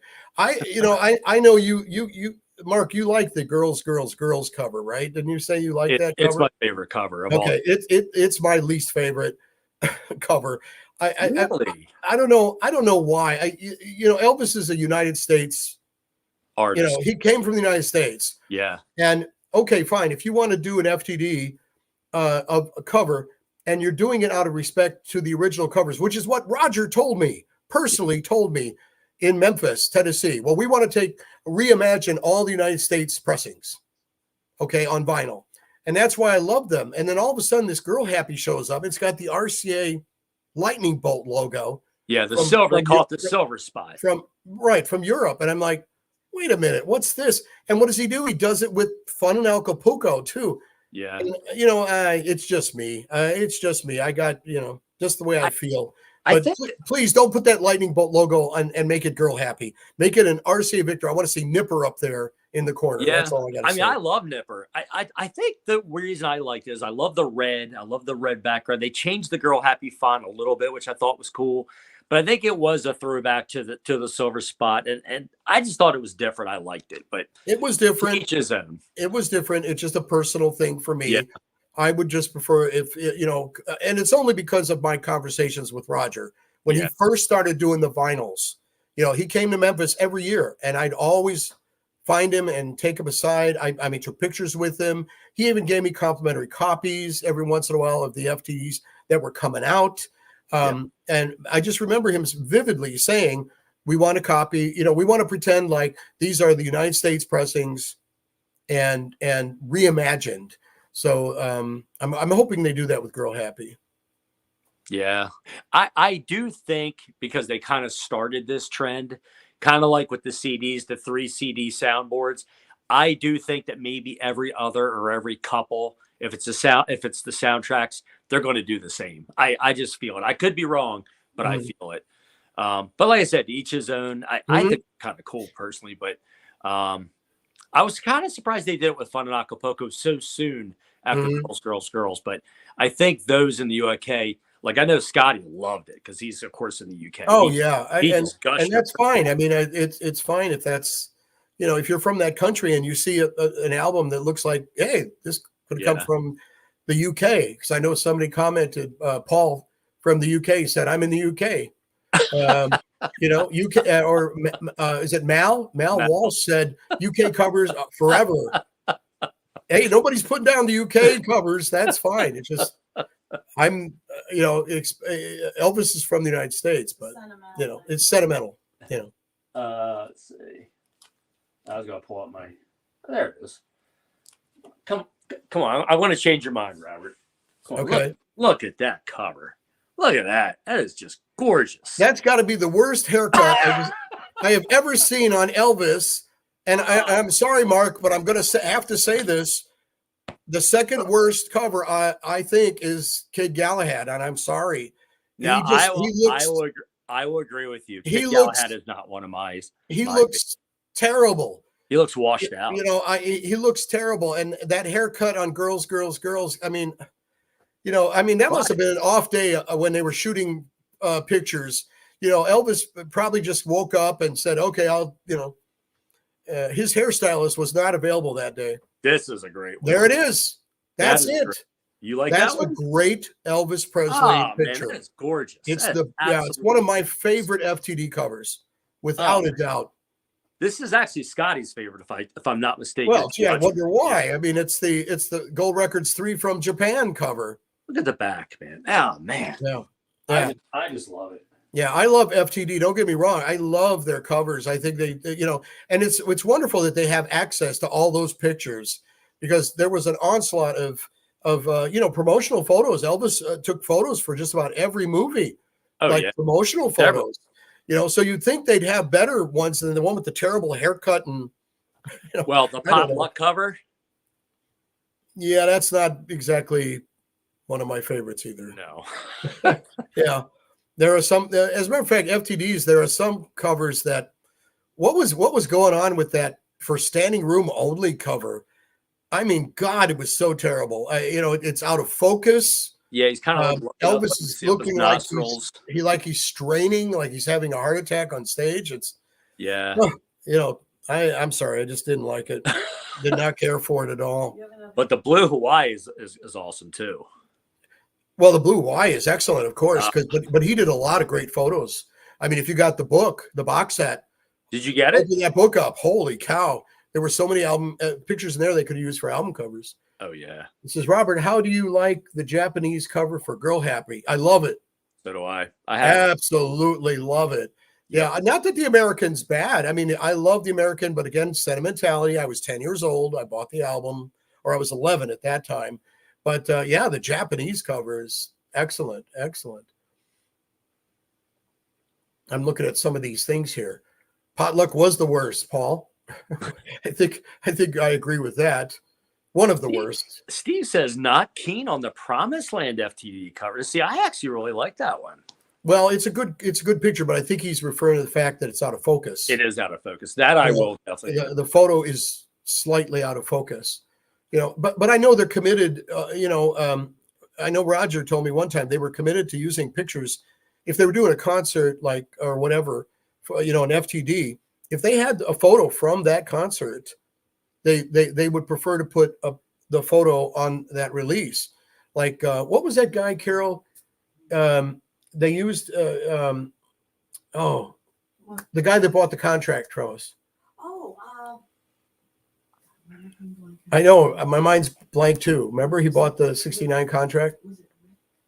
Not Rick, but anyway, remember he had a bunch of pictures he took in concert, and Ernst used the pictures for the FTD release of that concert. Gotcha. Isn't that terrible? Now this is for you, Ed. Look out! Look, that's spectacular. That is a pretty cool picture. That is just, I love the hype. Yeah. The hype sticker is like nothing like else. It's got the pink font. Oh man, I just love that. Mm-hmm. This was one of the ones that I did sell the first time that I deeply, deeply regretted. Well, there's not too many covers like that where he's got the brown hair. I know. And that's what makes it cool to me. Marcus said he's not keen on the Roustabout FTD cover. Well, Marcus, I'm not super keen, but it's still pretty cool. I know they took out the artwork behind him and used a slightly different shot from than was used for the cover, but I like it. So speaking of Roustabout, this is a two-part question for you, Robert. And I don't want to take away from anybody else wanting to ask questions. That shot is not this duplicated shot from the original? Duplicated? Like the shot that's on the FTD cover, that's not the exact same shot of his face that's on the album? Boy, I don't. Carol, grab me my copy, will you, real quick? Because we could check for sure. My FTD collection. Yeah. Thanks, Graham. That was a very nice comment from you. Look for Roustabout. You just got to keep going until you see it's blue. It's a blue cover, and you'll see I've got 2 copies of it. All right, there it is. All right, well, let's take a look and see. I'll pull out my original picture from the White Top Stereo. Thank you, Carol. Yeah, I always thought it was the same, but maybe it is a little off. You would know better than me, Robert. Well, let's put it this way. if it is the same picture, now I'm looking at it, it very, very good chance it is. They maybe I guess the reason I thought it was different was because they did a different color blend yeah. on Like his his shirt clothes. even looks darker, like a darker blue. Yeah, here's the original, right? Mm-hmm. All right. And then here is the FTD. Yeah. See, I personally really like the FTD cover. I think you know what? I think you're right. I think it is the same. I But always they thought it made was slightly different, but you know what? I even got fooled by it because it's really just a matter of coloring. Yeah, his 'Cause you shirt's can definitely see darker. the colors are different. They're more vibrant on the FTD. As far as his Yeah. shirt, it's bluer. Yeah, they just did something with the Photoshop and improved the color, I guess. So yeah, it probably is the same one. It probably is. So I still think it's a great cover though. I like it. It's still cool because I guess the reason for me is they took out all of the artwork and they just used the shot, like so many of their other ones, like Speedway and Yeah. Spin Out and stuff. So Yeah. Hugh says it's like a throwback to the influence of musicals being very popular around that time. It's the same. But so my second question for you, that mono silver top roustabout, what are they going for now? I'm almost terrified to ask. Well, I can tell you, I think on my show, I said that when I found it in 1990, 91 or 90, I paid $300 for it in 1990. And it's just so hard to find it. I mean, you got all these people watching. Maybe somebody can say, that they have it and what they paid for it. I mean, with the exception of finding it in a garage sale or finding it, maybe at an antique mall and somebody doesn't know what they have. But I think it's worth over $1,000. And that's my opinion. I mean, if it was like everybody knew it was rare in 1990, and I had to pay $300 to get mine, and mine's mint. You can imagine a mint copy now. What, 30 years later or 25 years later? It's got to be over $1,000, I would think. That's my opinion. And the price guide, the Preziana price guide, I think it's up there. I think it's in the book for like 600, 700, but even that's a low estimate now. Now that Elvis, there's a surge in collecting again. Wow. I'll tell you what other cover comes to mind that I think is just absolutely spectacular. This one. It's the cover they used on the FTD sessions. I can never get focused in. That's just such a great cover. Yeah, it is. And Elvis does look very serious there, but that's okay. But it's that movie star-esque, like he's looking at you. He wants to burn a hole through your head when he's. I think if it was me, I would have maybe used a little different tint. Yeah. On the color of the picture, like with Roustabout, you notice how they changed the picture a bit, but by brightening it up and changing the color a little. That one looks a little too dark. When they touched it up or when they designed the cover, I think they could have lightened it up a little bit. They oversaturated it a little bit, I think. Okay, I gotta grab Alexander's question here. One of my absolute favorite European covers is the Elvis for Everyone cover. Okay, from the UK. I think you agree, Mark, don't you? Yeah, I like that one. I mean, that's the full body shot of him with the guitar. Elvis for Everyone. I got a copy of it in my own collection. I love it. I have a copy of it too. It's not, I'd probably rate it excellent, maybe excellent minus, but I got my hands on it about 6 months ago. Didn't pay very much for it, surprisingly, but some of those UKs, and there's another one where it's the 68. There's another version of Elvis for Everyone where he's got the blue shirt on from the comeback special with guitar and the microphone. I can't remember what country that one's from. That one's kind of hard to find, but you can, if you do find it, it's not overly expensive. Right. My wife's in the chat room. What are you doing? Carol's allowed. Carol's over there. I see her, but here she is in the chat room. Okay, so people can ask Carol questions too. Why not? I know. But you just got people saying hi. Juan said hello. As I said hi, baby. Yeah, I said okay. hi. I love Japanese pressings too, Joseph. I'm a big fan. As a matter of fact, the Japanese pressing I have up here on this side, that's one of my favorite Japanese releases. Elvis Presley love songs. Now you can show 'em. Beautiful cover and the obi and everything. I just picked that up not too long ago. I love that. My Paul, so I love Paul Japan. Paul McCartney Japan. Yes, I know, Carol, but this is not a Paul McCartney show. She's been commenting. Carol collects Paul McCartney. Okay, like I collect Elvis. She's got probably the most incredible Paul McCartney LP collection that I've ever seen. Good for her. And from Japan, she's got just about every single Paul McCartney Japanese pressing. I'm working on it. Close to it. Yeah. George Music says, great group of Elvis fans in here. I would very much agree with that. We got a great group of people. A lot of these names I'm familiar with, and a lot of them I'm not, but I'm sure glad they're here. Maybe they'll watch my channel. Well, in the promo, I did put a link for your channel in there. So, like I said, your channel, in my opinion, should be much, much broader and bigger than what it is because it's fantastic. Let's see. McCartney solo and Wings. Yes, Hugh. She has them. Yes. She has them all. Especially. Here's a Especially great McCartney. question for you, Robert. It's from DPhil969.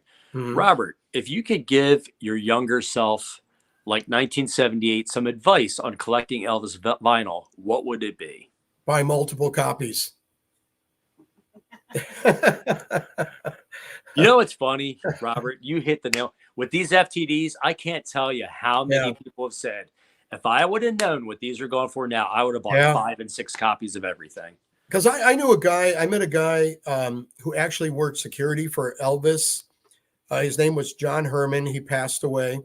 So if you do the bootleg search, like right now, I saw an interesting CD that says the John Herman tapes. I'm like, wow, I knew John Herman. He recorded his most famous recording was when he was doing security for Elvis in Pittsburgh. He recorded the Pittsburgh New Year's Eve show, which I believe there was never a soundboard of. And I think Ernst Jorgensen, he worked out a deal with Ernst, and there's an FTD out of it called the Pittsburgh New Year's Eve show. Yeah. Yeah. And that was his tape. He actually showed me the actual cassette tape when he recorded it. But he said somebody got a hold of the tape and bootlegged it. But I think Ernst got it directly from him, and they did the best they could to remaster it. Yeah. But it was, it was a great concert. And he had recordings that were, amazing, just totally amazing stuff that he had. And he had a lot of rare memorabilia too at the time. Yeah. So we've been going almost has been 90 minutes. I could probably stay on another 10 or so. Yeah, that sounds good to me. Pick up my girls from school. But Robert, if you're on board, we could do a part 2 or 3 or whatever, man, if you're okay with that. Hey, it's your channel. I'm there whenever you want. Actually, just let me know. What I think would be great if we do it on your channel, and I'll show you the ropes. It's easy. You send me the link, and I'll be a guest on yours, and okay. That way it promotes your channel. Well, I've never done a live streaming, and I mentioned it on my show because for those who watch my show, a lot of my show is filmed with a 4K camera. It's not streamed, and of course, it's edited, and I have guests and stuff like that. But yeah, I always wanted to do a live stream, so maybe we should look into that. It would be great. I think it would be absolutely awesome. And you don't act like you've never ever done a live stream. You knocked it out of the park. Oh, well, like I told you prior to this, I did for my films, I did rehearsals during COVID using Zoom. So I'm kind of familiar with it. Yeah. Yeah, it was definitely enjoyable. I hope all of you enjoyed it. We're very, very happy to see you all here. Love the questions. It bears worth repeating for about the umpteenth time. If I had my choice of making videos or doing live streams, I'd pick this every time because I love the interaction. I love seeing the everybody putting the questions in and the interest, and some topics really, it just kind of builds off each other, and great questions from everybody. Yeah, and I want to thank everybody who liked George music for all 4 seasons. He loves the channel. Thank you, George. I hope you spread the word.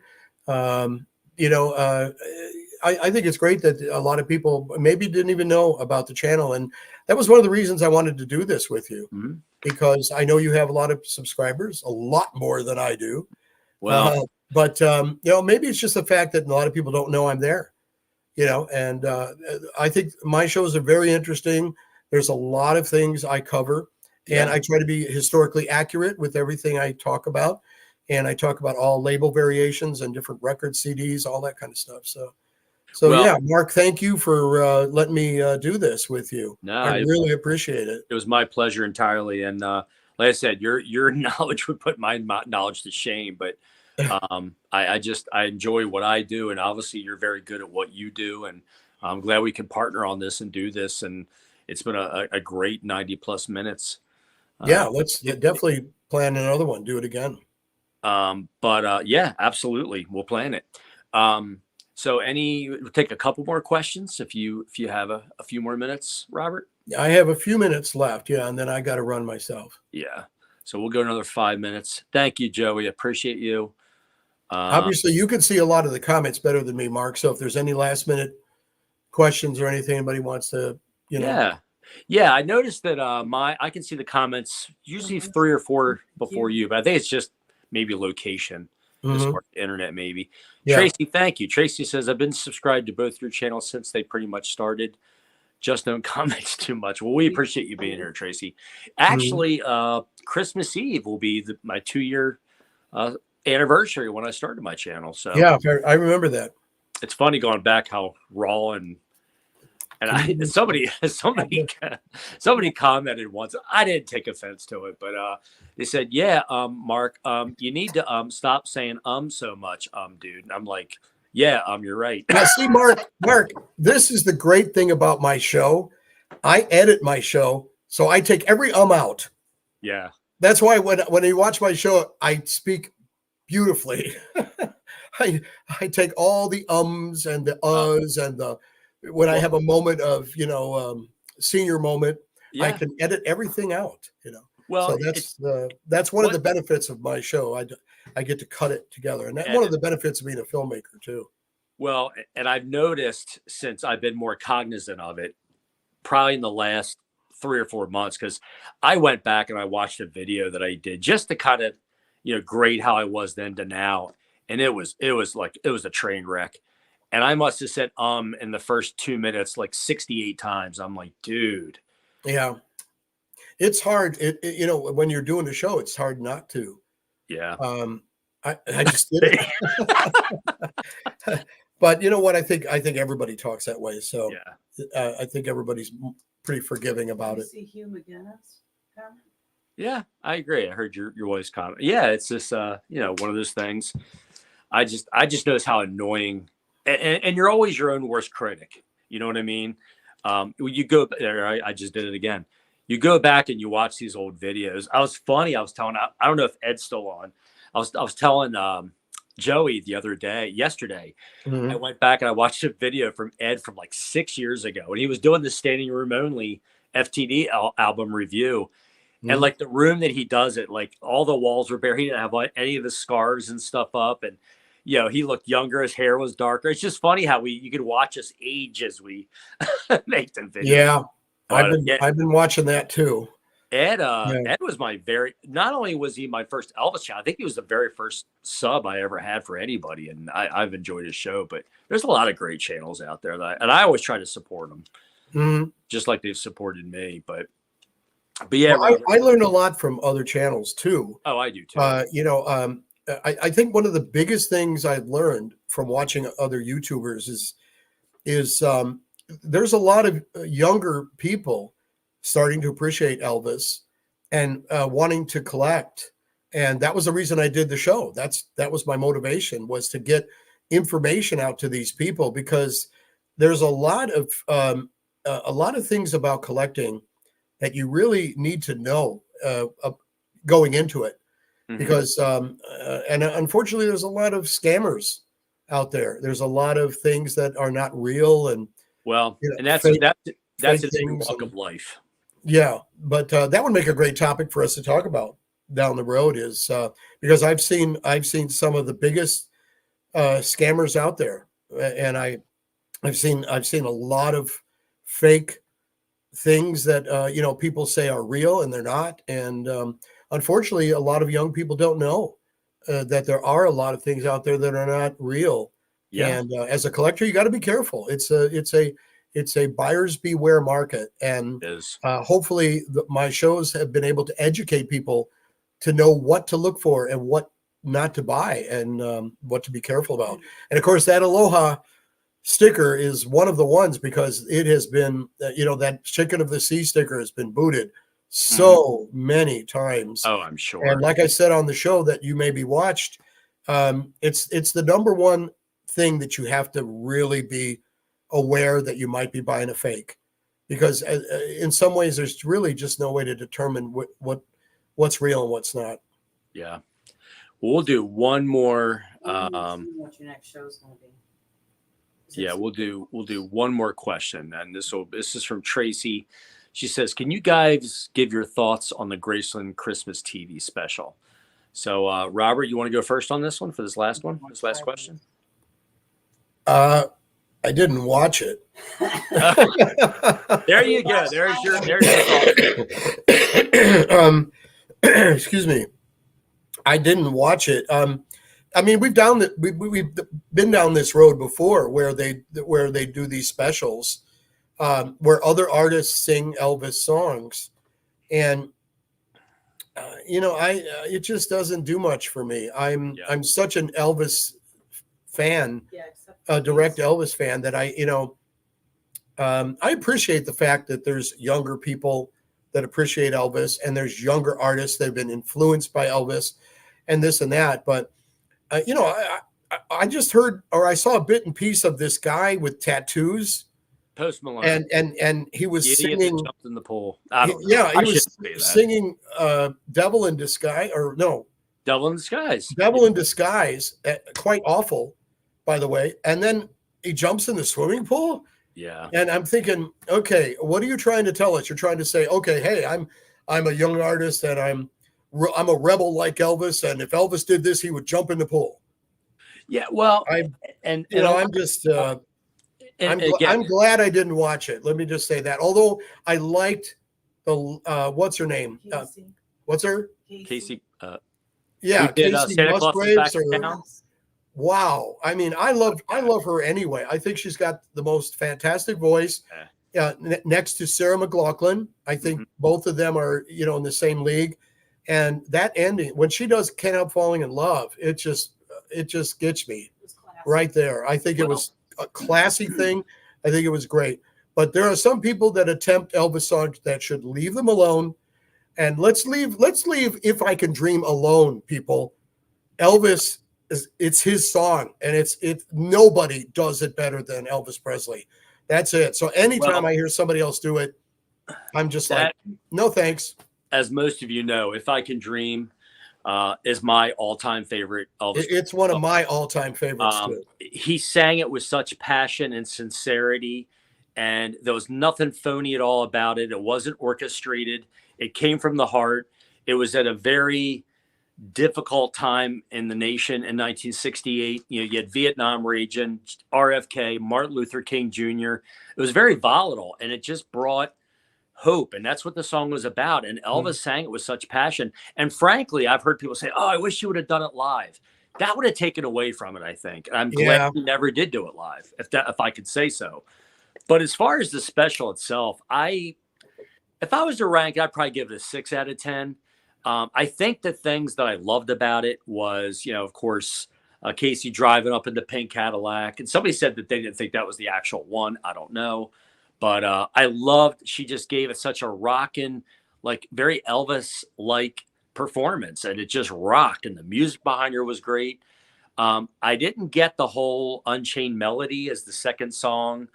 I didn't get the Post Malone. Like, it's Christmas. Make them all Christmas songs. You can throw one or two non-Christmas songs, But people's argument was, well, Post Malone's got an Elvis tattoo among his 80 that he has. But, I just thought, him jumping in the pool, me personally, this is my opinion, not to demonize or rip anybody. I just didn't think it was the most, I don't know. It was tad disrespectful. That was just my opinion. Yeah, I think it was done for show. Yeah. And, I don't know. It just But didn't do nothing. and give kudos to Riley. I think she was very humble. She was very likable. Mhm. I liked the segments of talking about her memories. I just, like I said, I probably even bump it up to a 7 out of 10. There were definitely highlights.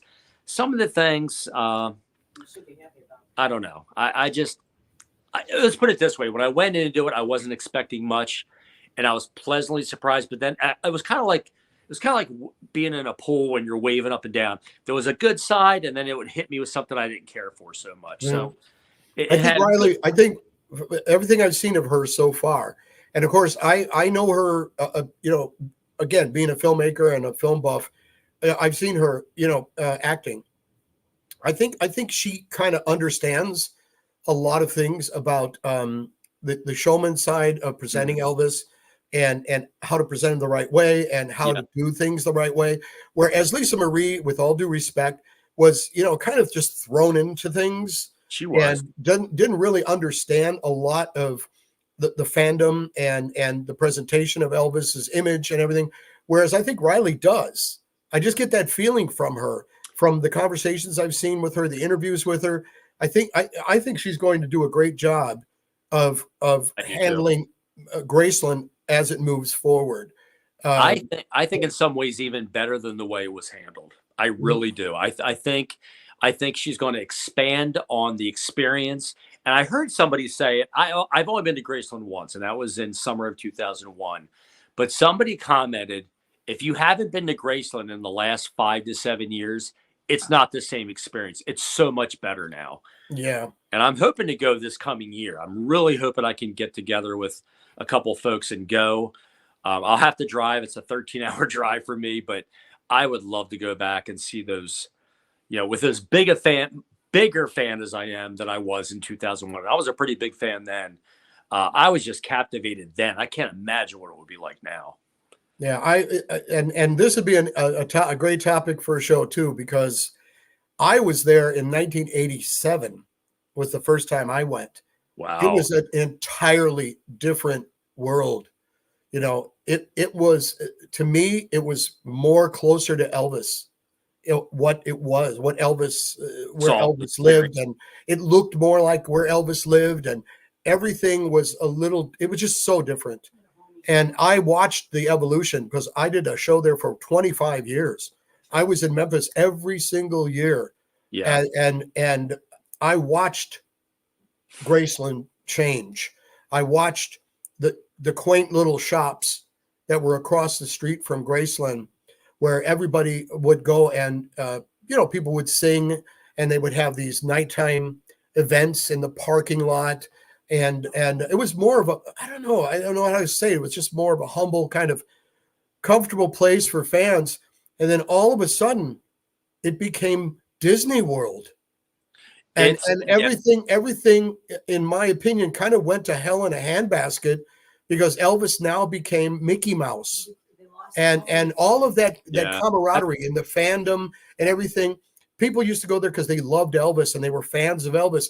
Now, when they go there, it's flashy. An Elvis event. It's like, the whole Graceland now is like a bunch of factory warehouses, and we're going to throw a bunch of stuff in there, and I don't know. I am very passionate about how things were, and I'm very, kind of heartbroken about how things changed and how it went, because it's just not what it used to be. When I went to Memphis, it was different, because I went and I met Sonny. I would see you never knew who you would run into.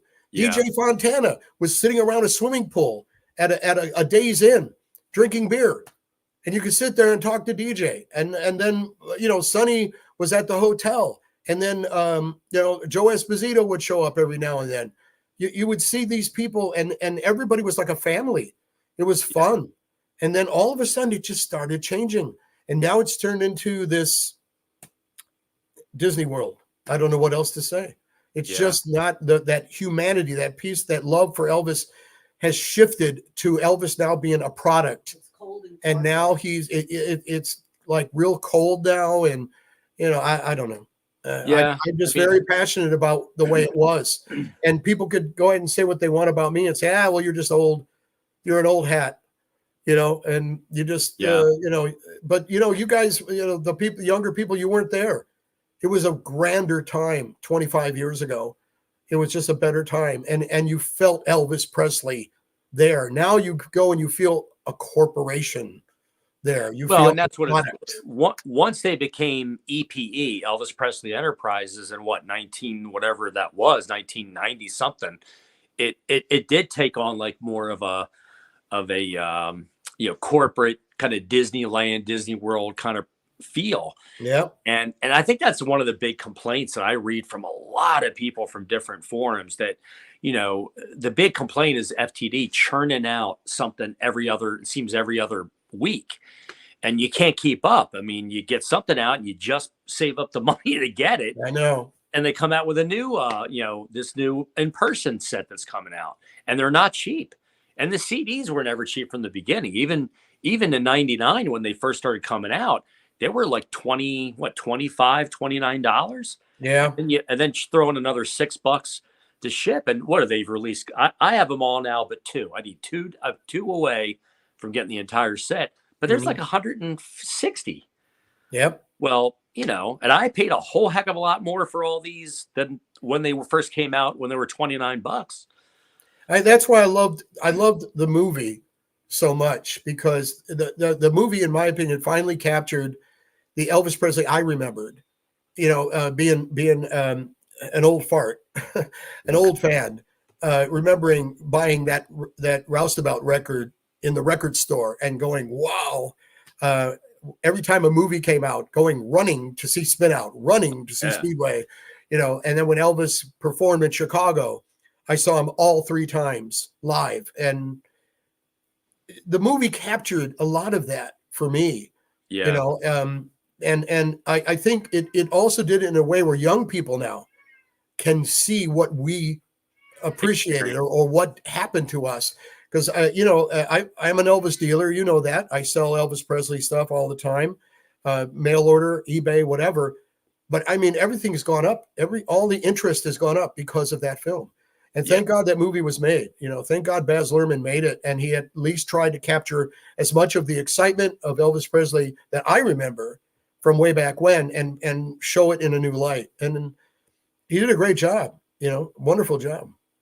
Yeah, the editing in that film was phenomenal, especially the Vegas, the international scenes. Like, they just blew me. And that's how his movies are, by the way. Baz Luhrmann, watch one of his other films. Yeah. I mean, he's nuts. When it comes to editing, he's nuts. Dreamy, psychedelic feel about it. Yeah. I mean, when I first heard Baz Luhrmann was going to direct an Elvis movie, I'm like, oh, God, no. I thought, oh, no. Because I saw Moulin Rouge, The Great Gatsby, and I'm like, oh, no. And I know he loves these quick edits, but little did I know that those quick edits and everything he did worked very well because he had this gigantic story to tell. Yeah. How do you tell about his movie career, other than make a little mini trailer of Elvis walking through a tour bus and Joe Esposito saying hello and Sonny West saying hello and little flashes, Sonny West, as if it was a trailer for a movie. It was a great way of covering all the insanity of the movie years without going into all the details. Yeah. And Baz Luhrmann, did a fantastic job. I love the movie. I think it's great. Well, I guess we can end on that note. Like I said, Robert. You know what, Mark? I could go on for hours. Yeah. So you're right. We need to do another one. We will. Yeah. We'll make it happen, man. It's not a question of if, it's a question of when. So I'll catch up. And like I said, the next one we'll do on your channel to give your channel, that exposure that it deserves. Yeah, we'll talk about that. You can give me some direction. Absolutely. You can be the director. All right. Well, everyone, thank you so much for tuning in. We had a great participation, great questions. Robert, my friend, thank you so much. It was my pleasure. Totally appreciate your time. Yeah, And this is great, Mark. Thank you too. I yeah, appreciate you having me on. yeah, it was very, very cool, very enlightening, a lot of fun. And thank you, everybody that's in the chat room and there. I know a lot of you watch my show. Thank you for watching the show. I appreciate it. Keep coming back. We have another show coming up. We're going to be filming next week where I believe we're going to cover another label variation. We're going to do the Orange Flexes, the Dynaflex records, all of Elvis's records that were on Dynaflex. That's what we're planning for the next show. So I That was hope you all awesome. are going to be I'll be there watching. it. All right. So, All guys, right. like I said, if you don't know, check out Robert's channel, Collecting the King. Great stuff. You'll learn a lot. I know I still have a lot to learn, but he's the guy to learn it from. So, everyone, thanks again. Thanks for your comments. We appreciate each and every one of you. Thanks, everyone. All right. See you, Robert. All right. You too.